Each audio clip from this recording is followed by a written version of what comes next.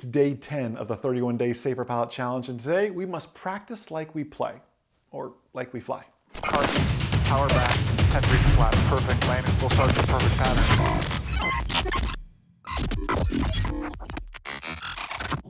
What is happening, MzeroA Nation? Jason Shepard here, who is 10 for 10 in the 31 Day Safer Pilot Challenge. I'm not good at math, but you're like a third of the way there, based on my math as far as that goes. Congratulations. Check in down below in the comments section as well. You are 10 for 10.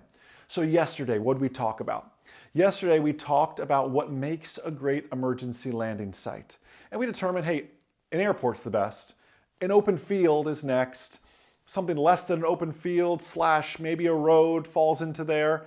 Then we get into water, then we get into trees, right? Maybe was that revelation for some of you, like flipping that around? Maybe water was at the bottom and it moved up a notch, whatever that may be. I would love to hear your opinions back on that video. I'm sure there's a ton of great comments. Today, though, I want to share a story, and I want to talk about how we must practice like we play when it comes to these emergency procedures. Who has read or listened to, because there's an audiobook available of, at the time of this recording, my newest book, Aviation Mastery. This is not a sales pitch. Hopefully you have it. Listen to it if you want. It's on Audible. Grab it as an audiobook or buy a copy on Amazon, Aviation Mastery. I shared this story in Aviation Mastery, and it's something that's really stuck with me. And the story comes from law enforcement. I'm going to relate it to what we learned yesterday and relate it to aviation and our emergency procedures. There was a law enforcement agency in Minnesota, and they were training how to, the officers internally were training how to disarm, we'll call him a bad guy, that pulls a weapon on an officer. So there were two officers in the room, and they would have the dummy weapon, and the officer that was playing the bad guy, they would approach each other. He would pull out the dummy weapon, and the officer, the good guy in this case, would perform this maneuver, with their hands, take the weapon away, and they wanted to practice it, right? They wanted to keep practicing. He'd hand it back to him. They would do it again. They'd walk up to each other. The bad guy, the pretend bad guy, would pull the weapon out. He'd perform this cool maneuver, hit him in the wrist, all this stuff, take the weapon away. He'd hand it right back to him. And they would practice this over and over and over again. Well, many months later, one of those officers that was in that exact training class was out on the streets. I can't remember where in Minnesota, but was out on the streets. And sure enough, this exact scenario unfolded in real life.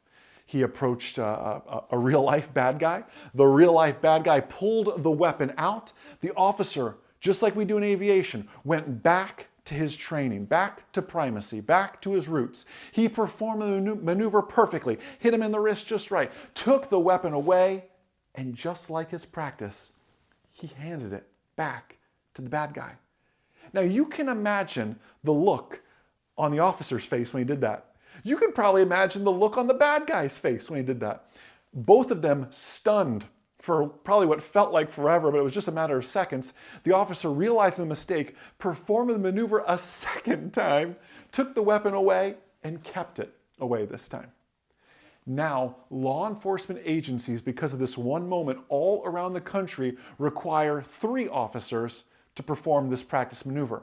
One officer is the pretend bad guy. The good guy officer performs the maneuver, takes it away, and hands the weapon to another officer back behind him. The third officer walks the weapon around to the pretend bad guy. So we're not building this primacy of handing the weapon back to the bad guy.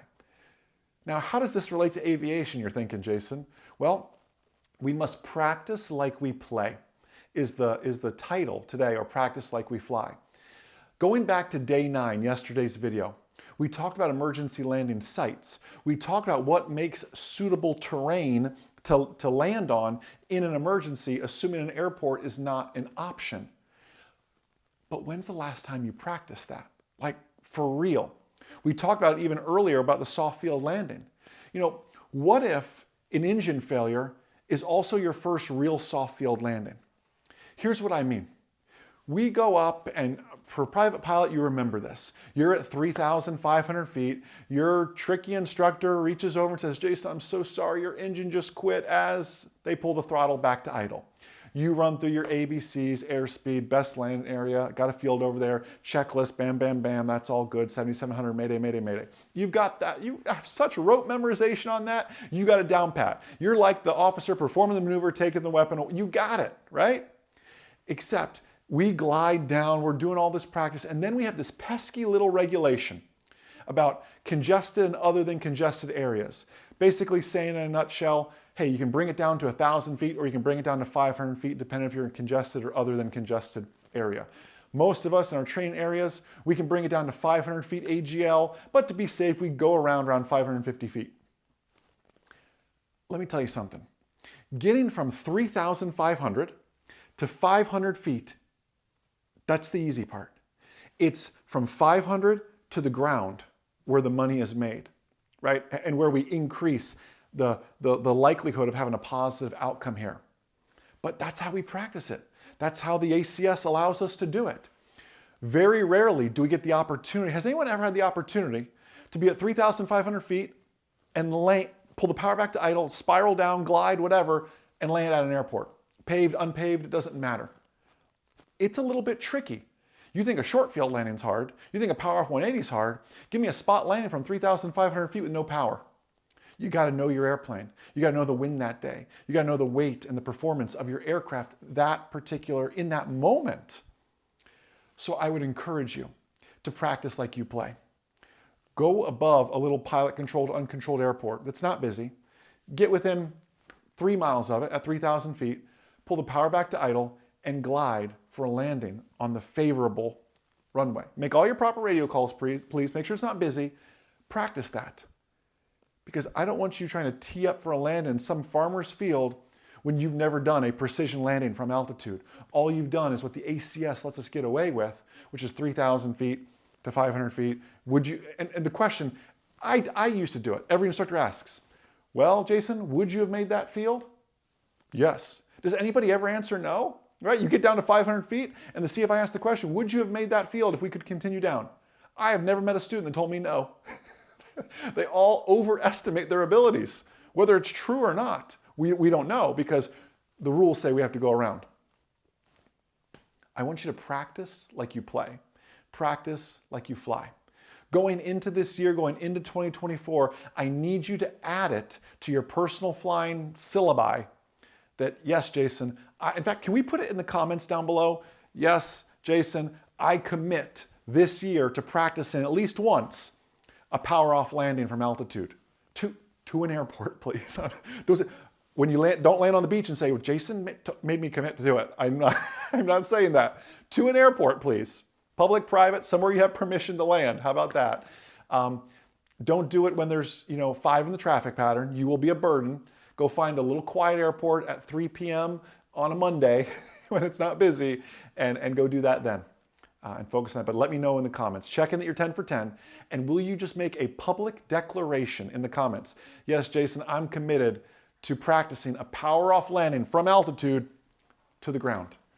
You're going to be amazed at how, and be ready to go around if you think you're going to undershoot. Be ready to go around if you think you're going to overshoot. I want you landing in the first third of that runway because a farmer's field is not going to adjust for you. That cow is not going to move for you when you're trying to make that landing, whatever that may be. So again, I apologize for a longer video yesterday and today, but 2 topics I'm very, very passionate about. Practice like we play, practice like we fly. Again, the book is Aviation Mastery if you want to grab a copy. You can find it on Amazon or on Audible as an audiobook. Have a blessed, abundant, outstanding rest of your day. I will see you tomorrow. In the meantime, remember, a good pilot is always learning. Have a great day, everybody. I'll see you.